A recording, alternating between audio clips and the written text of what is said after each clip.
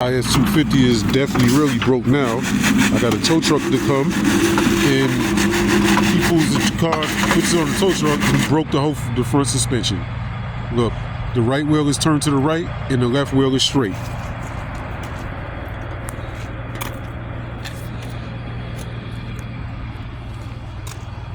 He put it on the chain, I heard something snap, and now look at the car. Now the car is done.